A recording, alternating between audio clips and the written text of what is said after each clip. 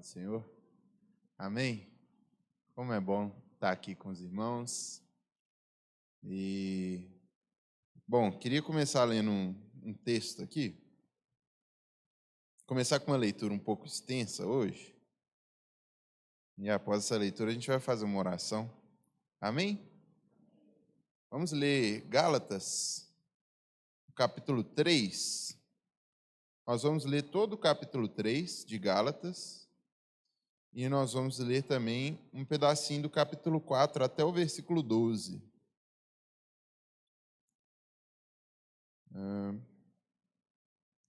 Ok.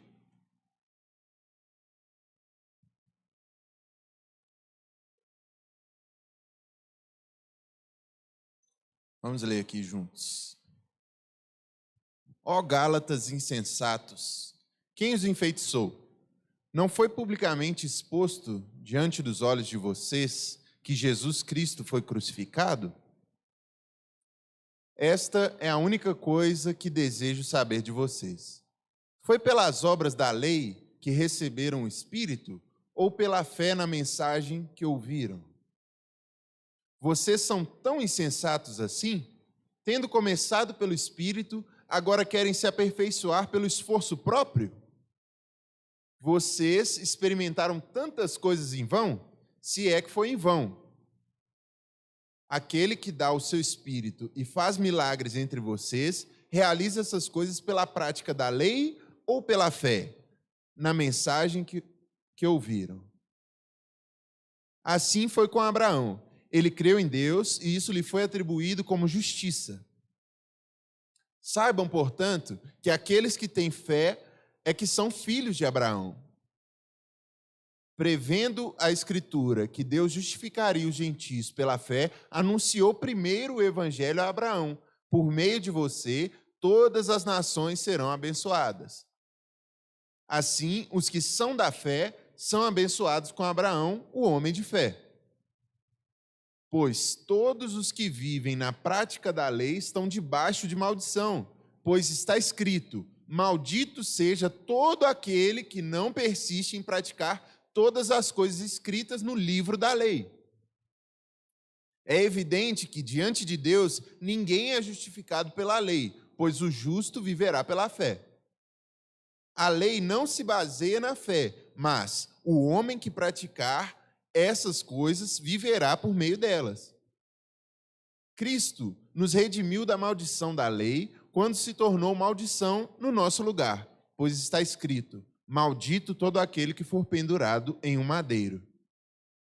Isso para que em Cristo Jesus a bênção de Abraão chegasse também aos gentios, para que recebêssemos a promessa do Espírito por meio da fé. Irmãos, humanamente falando, como ninguém pode anular nem acrescentar algo a uma aliança humana que tenha sido ratificada, assim é nesse caso.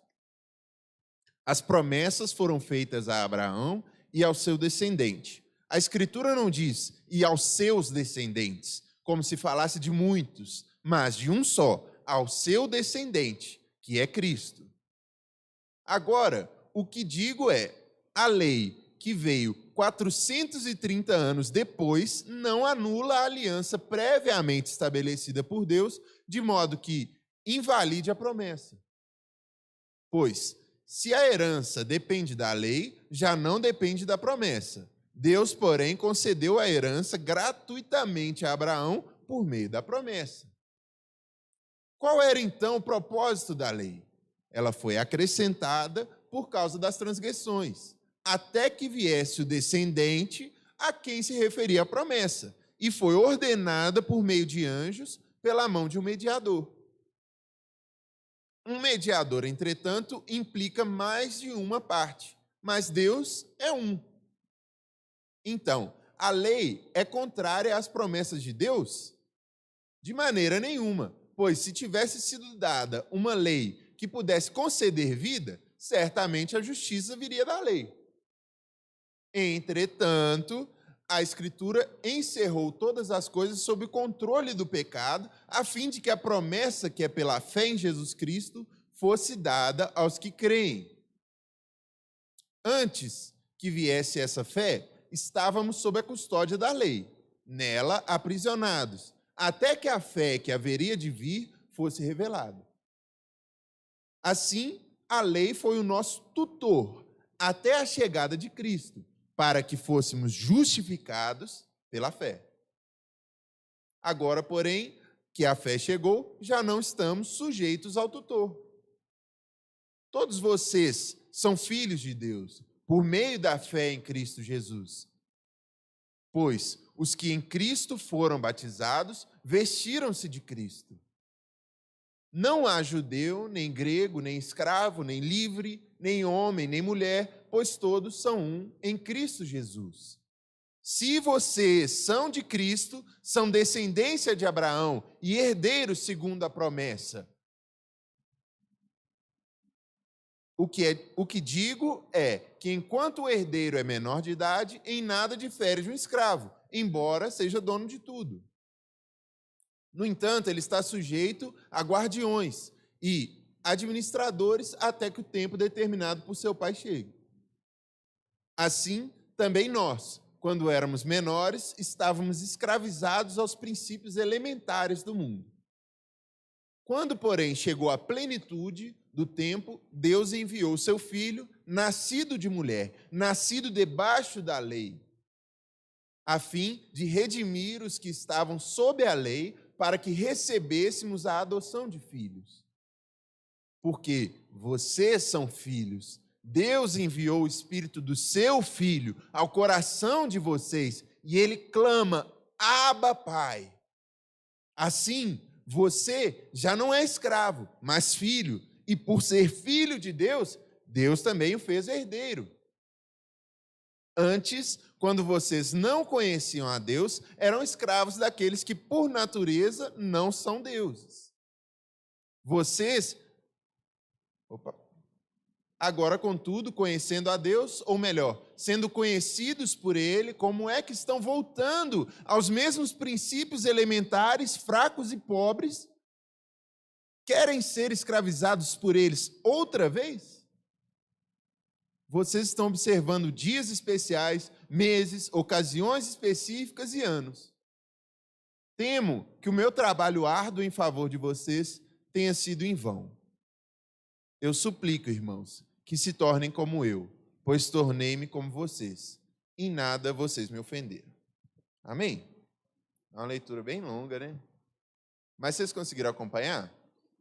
É importante eu fazer essa leitura aqui para a gente conseguir... Está todo mundo na mesma página? A partir de agora aqui, a gente conseguir compartilhar um pouco melhor sobre esse tema. Amém? Feche seus olhos por um minuto, nós vamos fazer uma oração. Espírito Santo de Deus, nós estamos aqui reunidos em Tua presença. Pedimos a Ti, Espírito Santo, que o Senhor nos acompanhe aqui nesse compartilhamento, que a Tua palavra, ó Deus, ela venha nos conduzir e nos guiar, que o nosso coração esteja aberto, ó Deus, a receber aquilo que o Senhor tem a nos revelar nessa noite. Esteja conosco, livra-nos, ó Deus, de toda distração, tira do nosso meio toda dispersão e nos traga, ó Deus, um foco especial no Senhor e no Teu Espírito Santo. É o que te pedimos em nome de Jesus. Amém.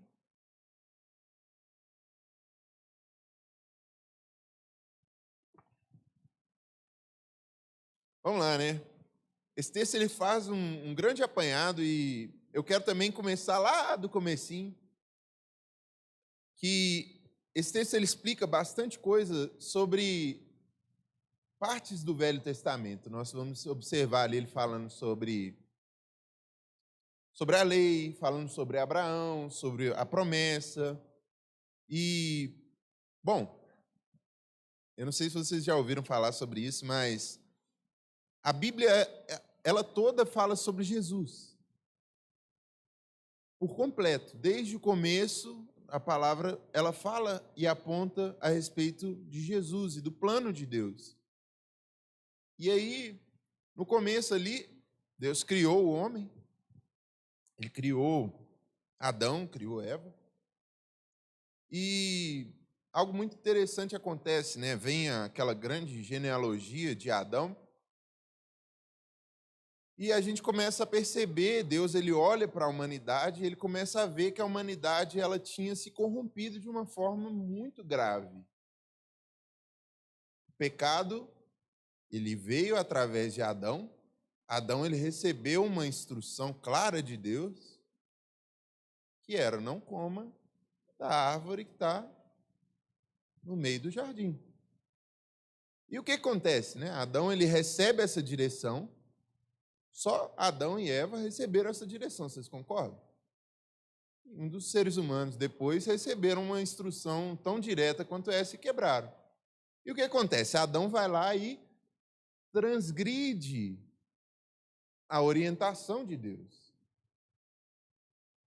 E por meio dessa transgressão, a morte, ela passa a tomar conta. Romanos fala um pouco sobre isso, se você tiver um pouco mais de curiosidade para aprofundar nesse tema. E aí o que acontece, né? A morte ela vem para dentro da humanidade e depois de Adão até mais para frente ali, todos eles vão estar sob o domínio da morte, mesmo sem terem transgredido uma ordem direta de Deus. O pecado ele está ali e ele passa a suplantar a humanidade de uma forma muito grave. E aí, num determinado momento, Deus olha para a humanidade, a gente vai ver isso ali em Gênesis, no capítulo 3, versículo 6, vai falar assim, Deus ele percebe que a humanidade ela estava muito mal, e então o Espírito dele não poderia agir no homem, porque o homem é carnal.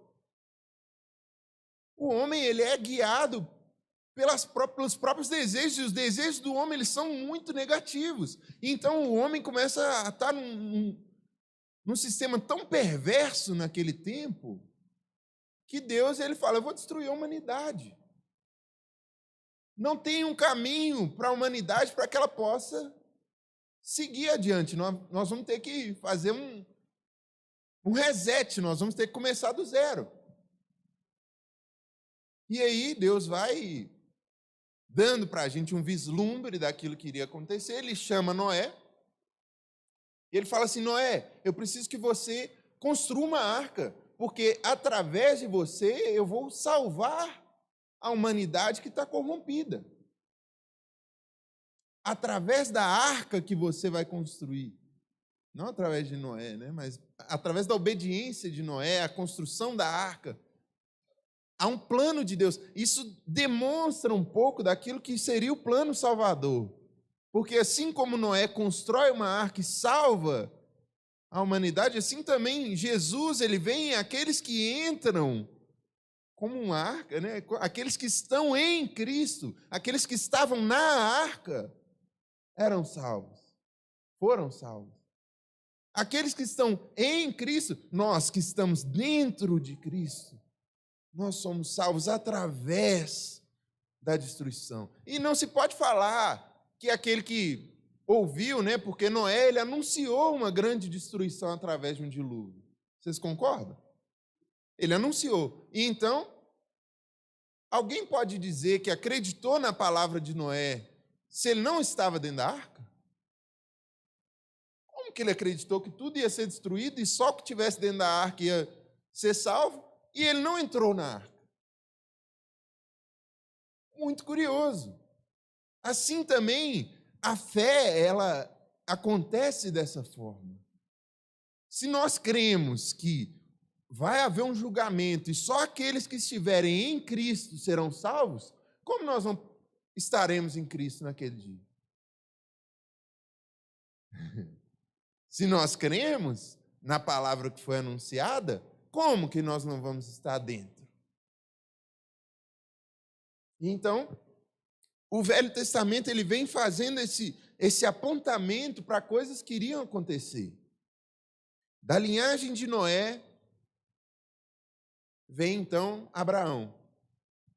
Abraão ele estava ali, no meio da família dele, vivendo a vida dele normalmente, até que um dia Deus o chama para sair.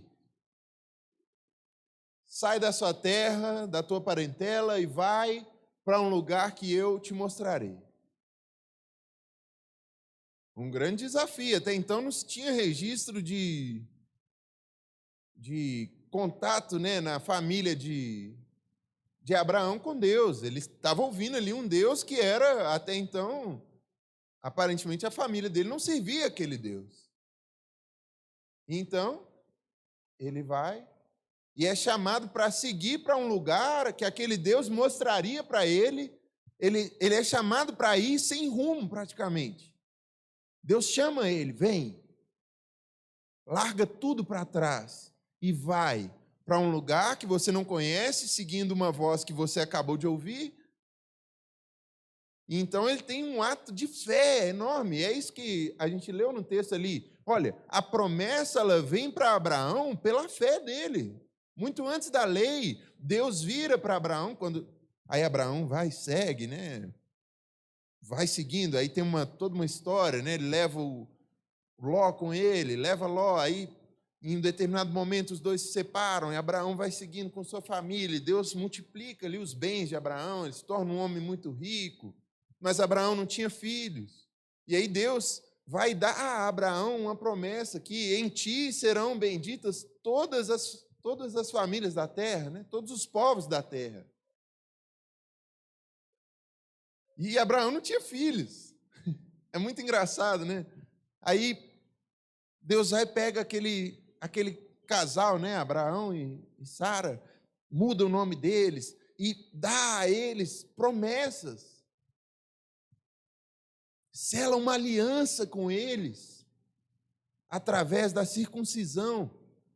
Aí todos os homens, sejam eles escravos, filhos, pessoas que estavam ali com Abraão, porque Deus multiplicou de uma forma tão grande, né, o povo que estava com Abraão, que já tinha muita gente.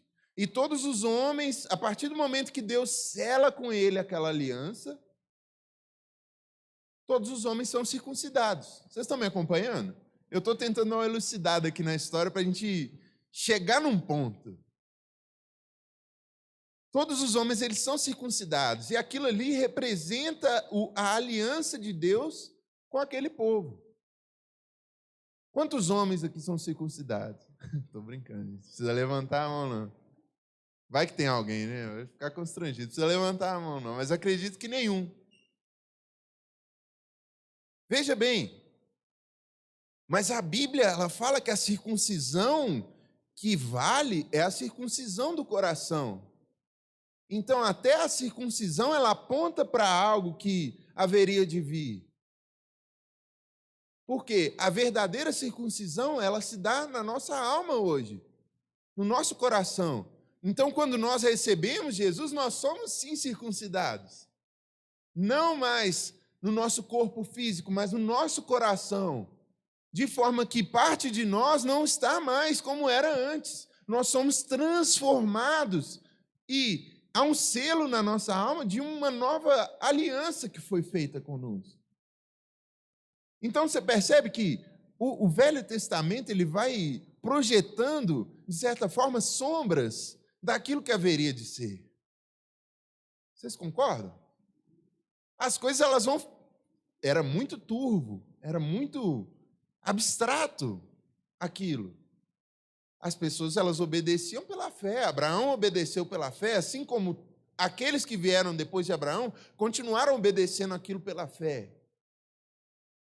Mas não era sobre aquilo exatamente. Era sobre algo que Deus estava revelando a eles em pedacinhos, em migalhas. E então, beleza, Abraão recebe isso.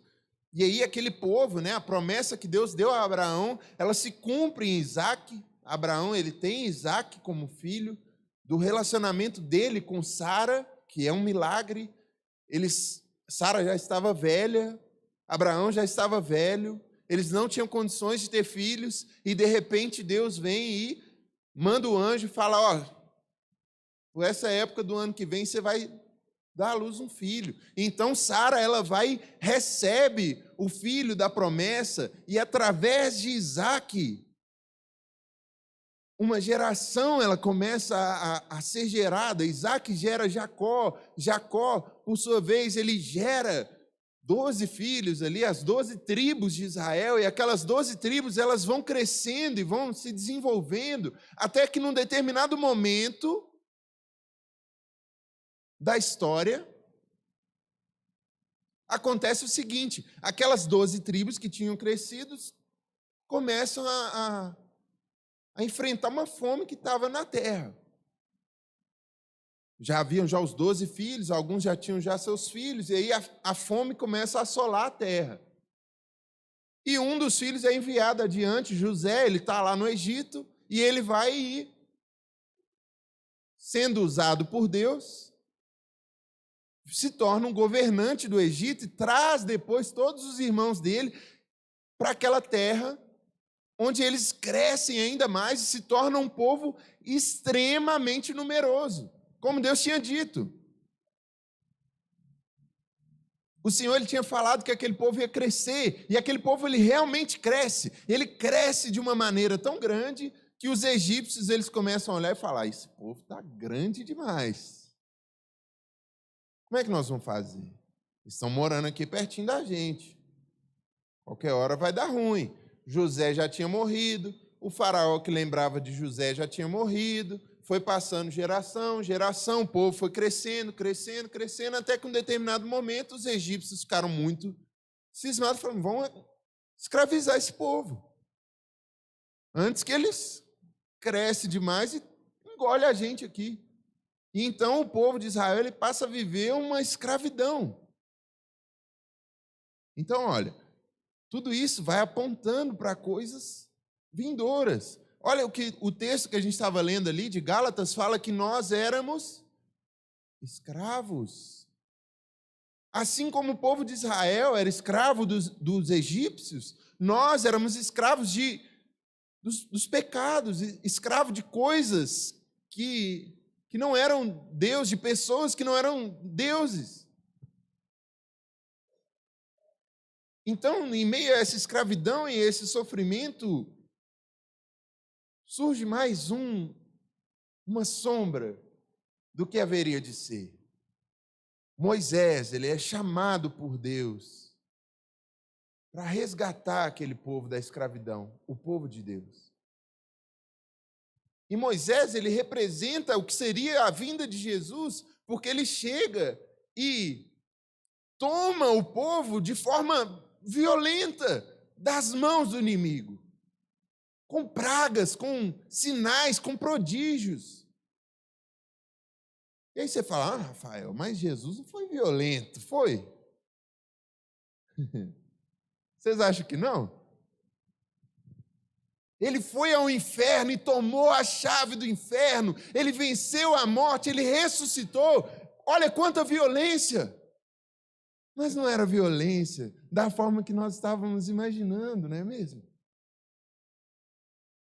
Ele venceu principados, potestades, os expôs publicamente, deles triunfou de forma vitoriosa, e hoje ascendeu aos céus, vive, reina, voltará para julgar os inimigos e vencerá com o sopro de sua boca. Olha quanta violência! Da mesma forma que Deus ele toma o povo dele do Egito, também Moisés chegou ali e tomou aquele povo de Deus, manifestando sinais que Deus o concedeu poder para operar. E tira o povo, atravessa o povo, abre o mar. E a Bíblia fala que até esse momento de travessia do mar e o povo andar coberto por uma nuvem, representava então o batismo daquele povo. Olha que loucura!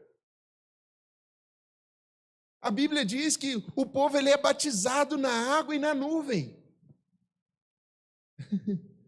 Tudo isso tem um vínculo com algo que aconteceria. E Moisés ele vem, tira aquele povo, atravessa com eles pelo mar. Tem nuvem cobrindo o sol deles, para eles não se queimarem. Tem coluna de fogo para esquentar eles durante a noite no deserto.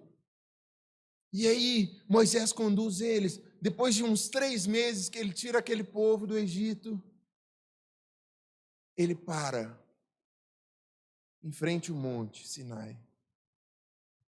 E ali, ele vai até Deus. E Deus fala, olha, prepara o povo todo acampado em frente ao monte, prepara o povo, que eu vou falar com vocês. E durante um tempo ninguém vai vir. Quem vier perto do monte vai morrer. Seja apedrejado, vai receber uma flechada, vai morrer. Não se aproxime. Se preparem, se santifiquem. Lavem suas vestes, não se corrompam nesse tempo. Se preparem. E depois vocês vêm. E aí, beleza, né? Sobe Moisés, e Moisés, Deus falando com Moisés no trovão, na nuvem baixa ali, a montanha fumegando, e aquele espetáculo terrível, as pessoas assombradas. Todo mundo, não, cara. Lá em cima, Deus vai e revela a Moisés as direções dele para aquele povo. Eles recebem a lei de Deus. A partir daquele momento, há uma lei a ser seguida. Aí vem, né, os 10 mandamentos e toda uma lei para aquele povo. O livro da lei é algo muito grande. Tem orientações a respeito de escravos, orientações a respeito da terra, do plantio, orientações sobre altares, adoração, a forma como eles iam viver a vida deles. Por quê? Porque quem comandava aquele povo era Deus. Aquele povo, ele foi chamado para ser uma nação de sacerdotes. Uma nação que tem contato com Deus, isso que era o sacerdócio. Uma nação que se relaciona com Deus, que adora a Deus, que presta culto a Deus. E aí, recebida a lei, todo aquele que transgride a lei, assim como Adão transgrediu a lei, então a partir dali passa a existir transgressão novamente. Porque há uma direção clara. De Adão, é o que a Bíblia diz, né? De Adão até Moisés, houve o reino da morte sem transgressão, de tão pesado que foi a transgressão ali.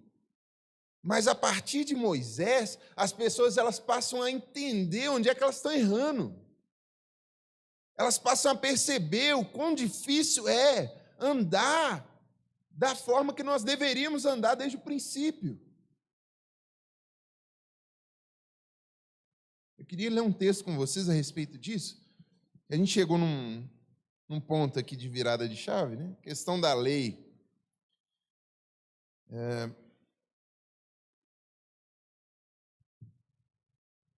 Queria ler com vocês aí Romanos, no capítulo 5, o versículo 20.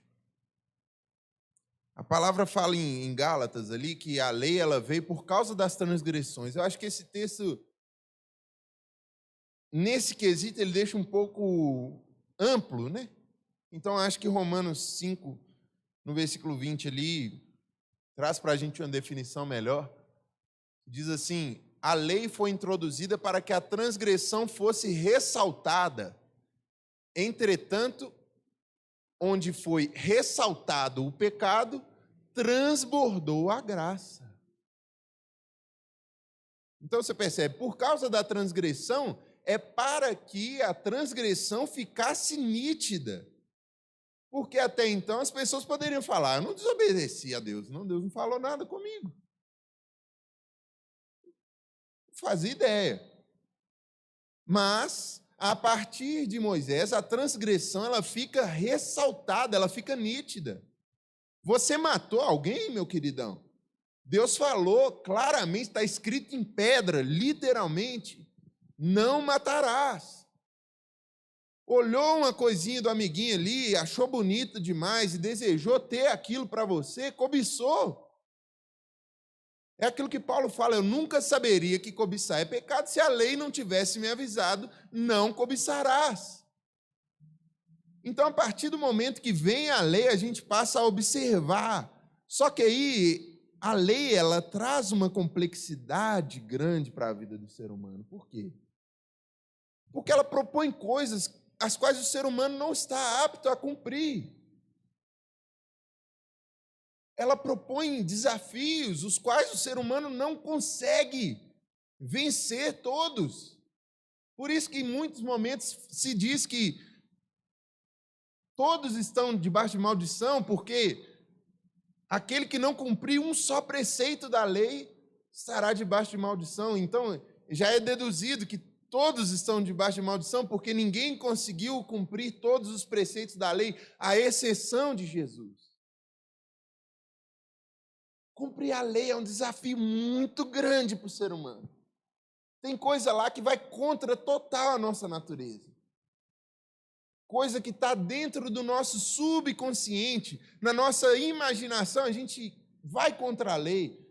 Você pode controlar ao máximo, você pode ficar assim, nossa, se policiando.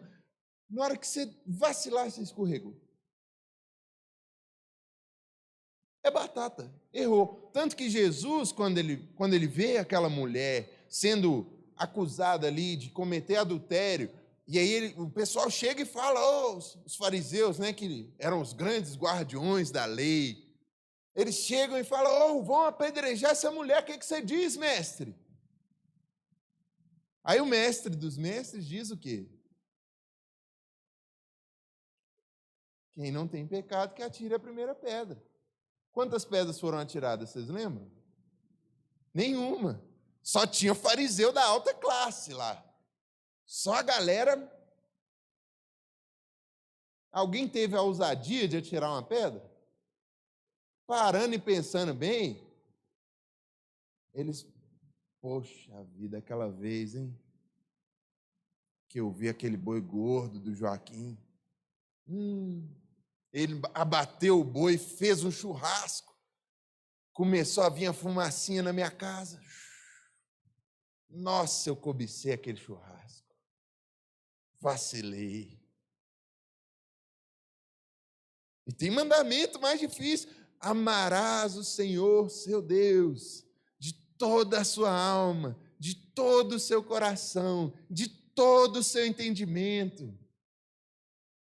Aí, às vezes, sua alma estava amando alguma outra coisinha ali, meio... Nossa, estava querendo tanto que acontecesse tal coisa. Aí não amou de todo o coração. Ficou pelo caminho. Porque a lei, ela veio não para que nós conseguíssemos cumprir aquilo, tintim por tintim, mas para ressaltar para a gente quão pecadores nós somos. Aquele que tenta, percebe. Então, tudo bem. Veio a lei, ressaltou para nós o quão pecadores nós somos. E é muito interessante a forma com que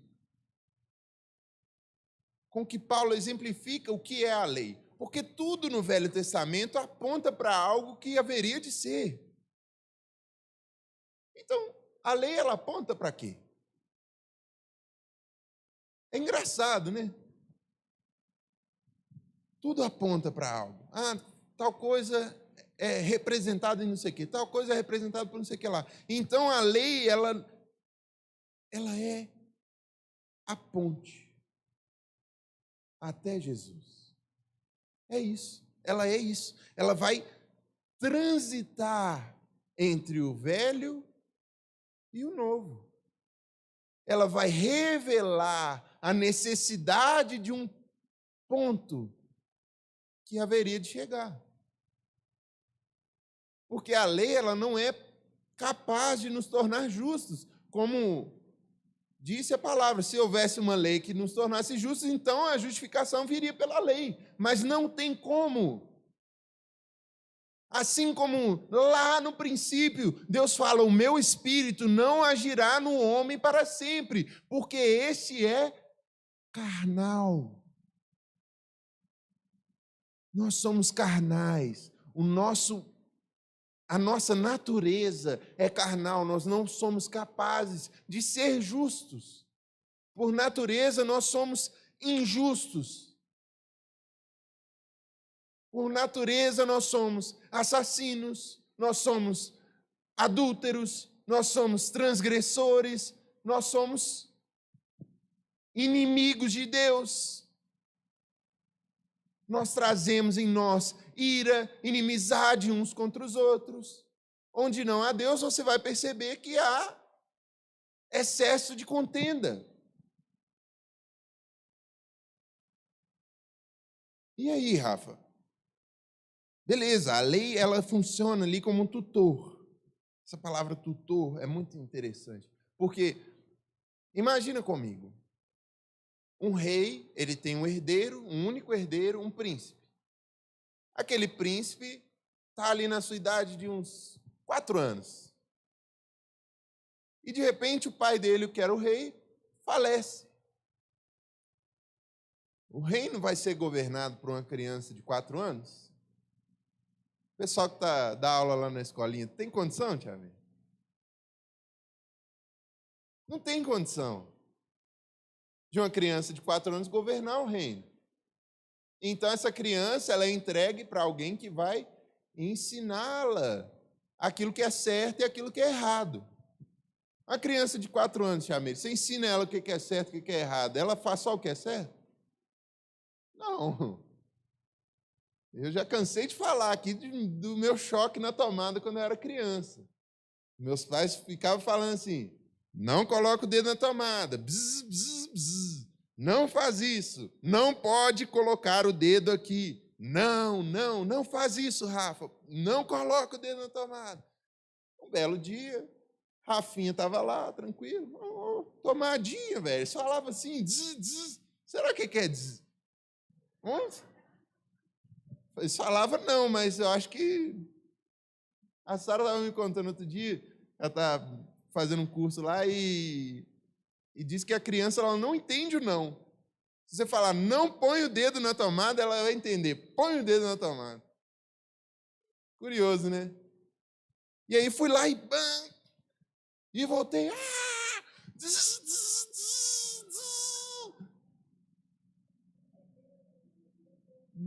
Descobri o que era. Por causa de quê? Porque não dou conta de cumprir o que é certo, só o que é certo, com 4 anos. Muito menos agora, com 27. Ainda não dou conta. Ainda tem instrução que meu pai falou lá comigo quando eu era adolescente. Faz isso, faz aquilo que é certo. Tal. Eu vejo na Bíblia, não, isso é certo. Tal. Na hora que eu vou ver, às vezes, tropecei. Porque ainda não dou conta, a minha natureza, que é, neste momento, em parte carnal, porque é muito interessante, porque Paulo está falando aqui com pessoas que eram nascidas de novo, que elas eram filhas de Deus. Vocês concordam? Ele não está falando aqui com o pessoal leigo, assim, de tudo. Ele está falando com o pessoal, vocês começaram no Espírito, vocês são filhos de Deus, o Espírito Santo em vocês clama, Abba, Pai. Mas eles ainda não estavam vacilando em algumas coisas. Tanto que Paulo chama eles de quê? Insensatos, como meninos. E é uma coisa muito interessante, porque nós recebemos o novo nascimento. Nós recebemos o Espírito Santo. Uma nova natureza há em nós. Porque nós não somos mais carnais, somos espirituais. Há um tempo atrás nós ouvimos uma palavra aqui falando sobre isso. Mas há dentro de nós, a partir desse momento, um conflito. Carne e espírito militam dentro de nós, não é isso que Paulo fala? Há uma guerra constante acontecendo dentro de nós para saber quem que vai dar a palavra final. Quem vai dar a palavra final no seu dia a dia? Quem vai dar a palavra final nas suas decisões? E algo muito interessante está acontecendo no nosso meio. O tema desse ano, coloca aqui para mim o tema, por favor. Vivendo o reino no governo do Espírito. No governo do Espírito. Nós fomos chamados ao crescimento, amém? E algo muito interessante começa a acontecer. E Deus ele tem falado muito comigo nesses dias a respeito disso. Assim como Paulo exorta os Gálatas, quando a gente vê esse texto aos Gálatas, eu não sei vocês, mas eu tenho a impressão que é um povo que queria acertar.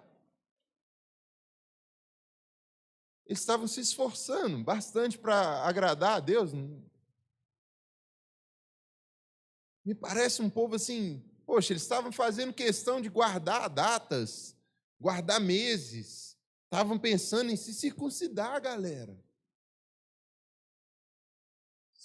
Se isso, talvez, se isso não é uma boa intenção, porque se eu perguntar aqui quantos caras querem ser circuncidados, eu tenho certeza que não vai dar fila na minha frente.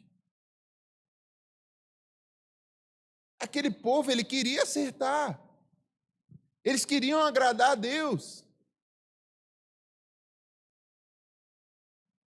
Mas eles estavam num processo errôneo. E isso é muito delicado, é muito difícil da gente chegar nesse ponto de sintonia, porque a lei, diferente de outras coisas, ela não foi demolida por completo. Jesus, ele vem e fala, olha, eu não vim para revogar a lei, eu vim para cumprir a lei. Então a gente às vezes fica assim, não, eu não posso matar. É fato, a gente não pode matar, meu irmão. Não é certo? Não pode. Não cobiçarás ainda é válido para nós. Não cobice. Mas a gente fica num dilema, porque eu não posso. E aí eu penso, eu não posso. Na hora que eu vejo, eu estou cobiçando. Por quê? Porque assim como aquele povo lá atrás que recebeu a lei e não conseguia cumprir a lei, se nós nos esforçarmos muito pela nossa própria força, nós não vamos conseguir, porque a nossa diferença do nosso tempo para eles é uma só. Que nós temos o Espírito Santo de Deus e que Cristo cumpriu toda a lei e nele nós cumprimos a lei. Em Cristo nós cumprimos a lei, porque ele cumpriu a lei, porque ele não revogou a lei, mas cumpriu perfeitamente. Nós nele somos capacitados a cumprir a lei. E o que isso quer dizer, Rafa? Por que Deus tem falado isso com você? Porque talvez, meu irmão, você, assim como eu, pode estar passando por um momento no qual você se esforçou bastante para cumprir a lei. Apesar de ter começado no Espírito, você, de repente, se viu na necessidade de esforçar para cumprir a lei. Mas o Espírito Santo, ele está te chamando para o caminho certo de cumprir a lei. Não pelo seu esforço. Olha o que Paulo fala ali aos Gálatas, no versículo 3. Ele fala assim: será que perderam o juízo? Tendo começado no Espírito, por que agora procuram tornar-se perfeitos por seus próprios esforços? Não adianta, meu irmão, minha irmã, se esforçar em cumprir a lei, se você não estiver se esforçando para estar no Espírito, para ser guiado pelo Espírito. Não adianta se esforçar para ser uma pessoa boa, se você não está se esforçando para se relacionar com Jesus, porque aquele que nos transforma é um só. Só um pode nos transformar, e ele é Jesus. O Espírito Santo de Deus em nós é o único que pode mudar a nossa natureza de fato. Para que não mais haja no nosso coração raiz de amargura, ira, contenda. Todos os frutos do Espírito e as obras da carne, todos não, né? Alguns, são listados na Bíblia. Se você observa que você está demonstrando obras da carne, meu irmão, deixa eu explicar uma coisa para vocês. Vocês já ouviram a história da coberta pequena? Já ouviram? Vou explicar para vocês. Imagina só, eu tenho 1,96 m, e aí eu recebo uma coberta de 1,50 m para me cobrir. Numa noite bem gelada. Aí eu começo a minha noite. Pego a cobertinha, e eu estou bem larguinho. Aí a gente imagina que a coberta ela tem 1,50 m por 50 centímetros. Uma coberta bem fininha. Aí eu vou fazer o quê? Eu vou me encolher todo de um jeito que começa a me cobrir. Aí começa a meia-noite. Aí beleza. Estou quentinho aqui, enrolei a coberta na mão, no pé e deixei a carcunda de fora. Aí está passando a noite gelada, fria, vento batendo, minha mão está quentinha, meu pé está quentinho, mas minha carcunda está gelada. Aí eu, que não sou bobo nem nada, penso, vou cobrir minha carcunda, não estou conseguindo dormir. Aí eu vou lá, tiro a coberta da minha mão e forro aqui. E de repente vai passando um tempo, minha carcunda que estava gelada começa a ficar mais aquecida. Quando eu estou quase pegando no sono, eu sinto o quê? Minha mão gelada. Aí o pé gelado. E eu, nossa, não estou conseguindo dormir, minha mão, meu pé está gelado demais. Vou forrar meu pé e minha mão. Eu vou passar a noite inteira nisso. Por causa de quê?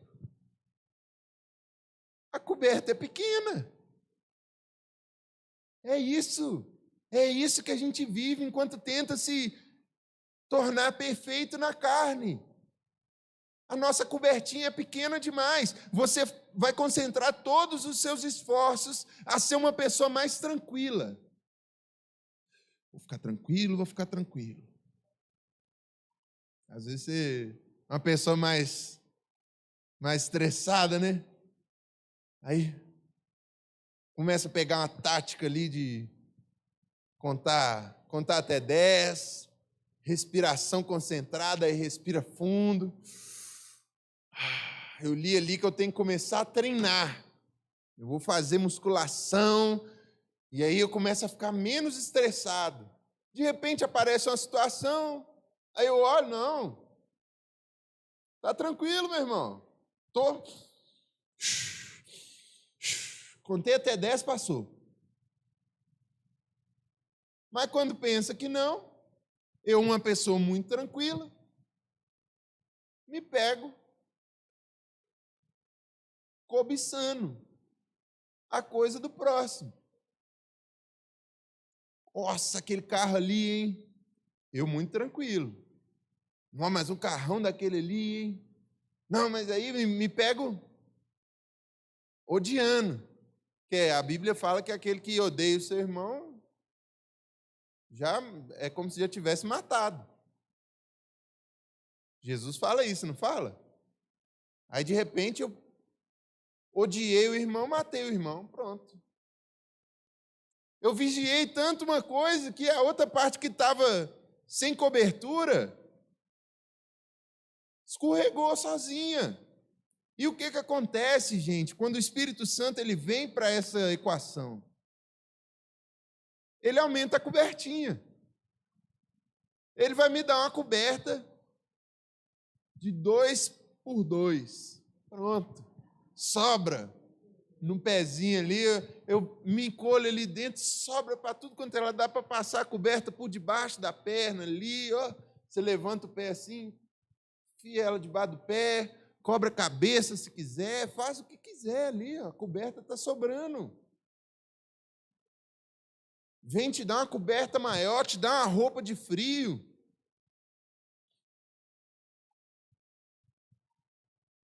Mas para isso acontecer, o que é o meu papel? Porque eu não sou um cara passivo nessa situação. Deus, ele não vai deixar assim, não, fica aí de boa aí, acredita em Deus aí, em Jesus aí, que pronto, resolveu.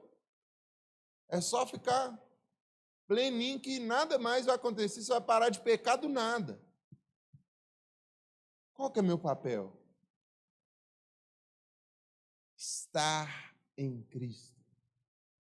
Estar em Jesus.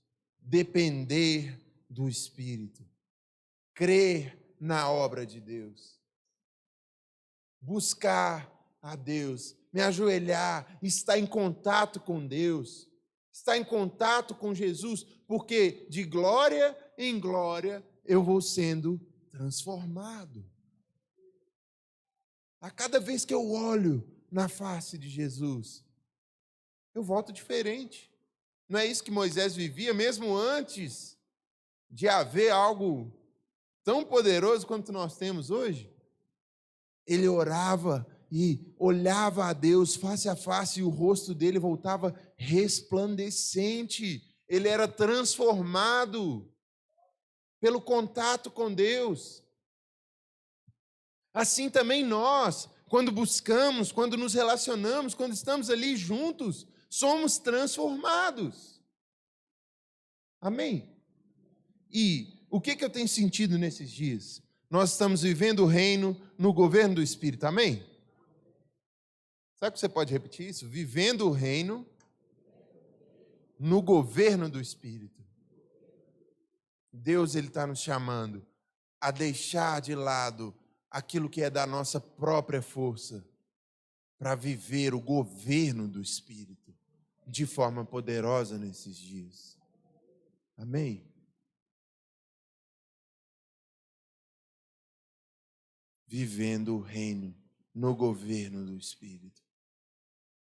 Deus, ele tem me chamado, ele tem te chamado a viver algo mais profundo com o Senhor Jesus, algo mais profundo com o Espírito Santo, uma experiência mais profunda com ele. Aquele que foi salvo e passou a viver algo, mas observa a própria vida hoje e pensa com saudade daquilo que já aconteceu. Culto passado nós ouvimos isso. Nós não somos saudosistas. É ótimo aquilo que Deus fez na sua vida no passado, mas há algo que Deus quer fazer na sua vida hoje. Há marcas que precisam ser feitas na sua vida hoje. O Espírito Santo quer se manifestar a você hoje. Ele quer libertar a sua vida de coisas que ainda não foram completas a obra hoje. A Simone estava fazendo aqui uma oração, há homens sendo libertos aqui hoje. Há pessoas sendo curadas aqui hoje. Há experiências a serem vividas aqui hoje, mas você não vai viver essas experiências na base da sua força. Não adianta querer muito, fazer muito, vir aqui, participar de tudo, se você estiver focado só no seu esforço, só na sua capacidade. Eu tenho um recado para te dar: você não é capaz sozinho. Foi para isso que Deus enviou o Espírito Santo, para que você tivesse a certeza da sua herança, a certeza da sua identidade, de quem você é filho de Deus, herdeiro de Deus. Há algo novo para você hoje. Você crê? Amém. Eu queria convidar você a ficar de pé.